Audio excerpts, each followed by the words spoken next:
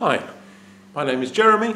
I'm sitting here in the Guildhall Museum making a few videos to keep in touch with you until the time you can come and see us again.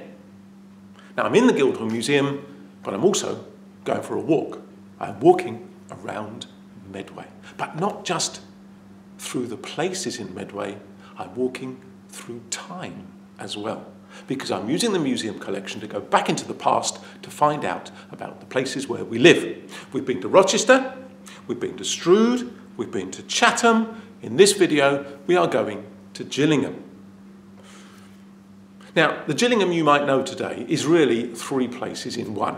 It's Gillingham itself, but also Brompton and New Brompton. We're going to begin by going back more than 200 years, when Gillingham doesn't really look like the Gillingham you know today at all. It's a tiny village surrounded by fields. We're going to walk through the village of Gillingham down to the River Medway, about where the Strand is now, if you've been there. We'll have a look at the river. We would have seen lots of ships and boats, and in the middle of the river, some large ships that didn't appear to be going anywhere at all. They didn't even have any sails or masts to hold up the sails. They were anchored. They were parked in one place and never ever moved, because they were prisons. Near Gillingham, at the beginning of the 1800s, were old warships which had been turned into prisons for enemy soldiers, prisoners of war. These people hadn't done anything wrong, but they were on the side of the enemy of Britain at the time. You see, between 1793 and 1815, Britain was involved in a whole series of wars, mainly with France. We call them the Napoleonic Wars because the leader of France was Napoleon. Now, during these wars, Britain, of course, captured lots of enemy soldiers and brought them back here to Britain, but didn't want to let them go, so quickly built some army camps to lock them in. But because there were so many enemy soldiers, they had to put some of them on old warships and keep them there in the middle of places like Portsmouth Harbour and the River Medway. Now, on these prisons, it was very, very crowded. It was freezing cold in the winter, it was boiling hot in summer, and mainly, it was really, really boring. So what the prisoners used to do is they used to make things.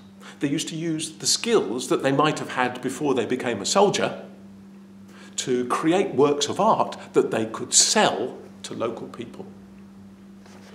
And they made things like toys and games and decorated boxes for putting things in. And they made ship models. Now, if you come to see us at the Guildhall Museum, you will see some of the models that they made, but I am not allowed to get them out and hold them up to you in this video because they're so precious and delicate. But I have got some bits that were part of a model that the museum bought a long time ago, but was too badly damaged to put back together. So this is the kind of thing that those prisoners of war were busy making 200 years ago.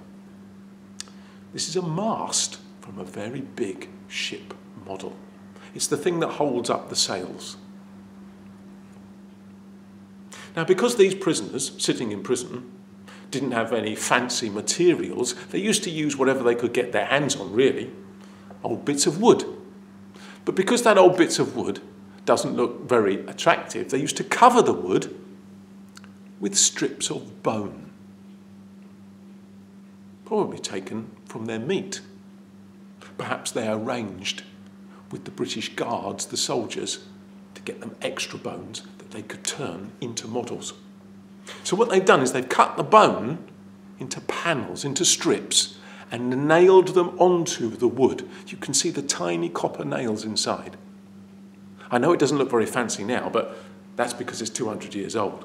When it was made, the bone would look whiter and cleaner. So the whole model would be covered with these bone strips and sold to local people. In 1815, the war finished, and all these soldiers went back home. But But they left their models behind, which is why we have them still in the Guildhall Museum and in other museums in our country. Now, amazing things happened to the village of Gillingham during the 1800s. It grew and grew and grew very, very fast. In 100 years, which is not a huge amount of time, Gillingham grew 10 times bigger. So in 1800, there were about 5,000 people living in Gillingham. In 1900, there were 50,000. Huge growth. What was the growth made of? Loads and loads and loads of new houses.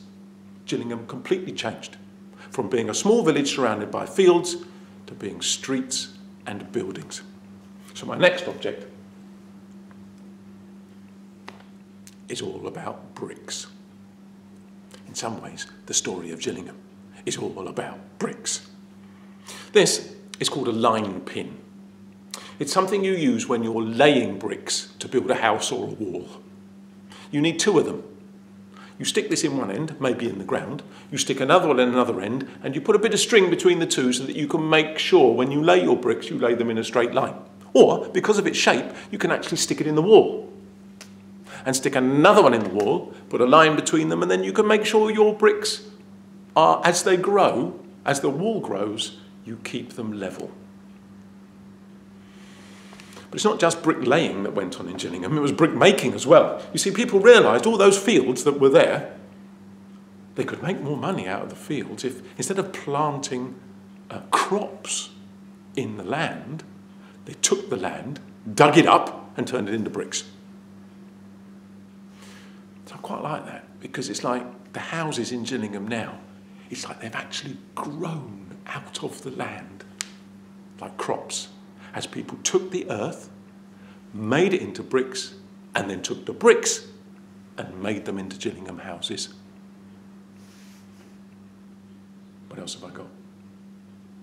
As Gillingham grew, and as more and more people came to live there, the town started to feel proud of itself. Rows and rows of new houses, people busy, making new jobs. And they wanted to be in charge of their own town. So in 1903, Gillingham became a borough. And what that means is, it meant that the people in Gillingham were in charge of what went on in Gillingham. You know that we have a government that's in charge of the whole country, but we also have little governments that are in charge of different parts of the country. So here in Medway, we have councillors who work for us and look after us if we live in Medway. In 1903, Gillingham and the people in Gillingham got their own borough council. People who would be elected, you could vote for them, and they would look after the town. And they were so excited and so proud of this that they actually made a souvenir. So this was made at the party that happened in 1903 when Gillingham was incorporated and made a borough. The proudest man in the whole of Gillingham on that day was this man here, Gillingham's first mayor, Mr. Featherby. Now, if you go to school in Gillingham, that might sound familiar, because there's a school named after him. He's the man, really, who made sure that the people of Gillingham got their own government. The nice thing about this booklet is it was made after the party to tell us a bit about what actually happened on the day. So we know some of the things that they did. Lots of children went. There were entertainments for them. There was a Punch and Judy show. There was conjuring and clowning by somebody called Carl. There were swings. There was a boys' band and a mandolin band. They had a lost children's tent, which was managed by the Gillingham Fire Brigade. And in the evening, they reckon that 20,000 people came along. They had a firework display and a huge bonfire to celebrate Gillingham. Now, I've had so much fun talking about those things. I think I've run out of time. So I'm not going to do the bonus object, maybe another time. See you soon.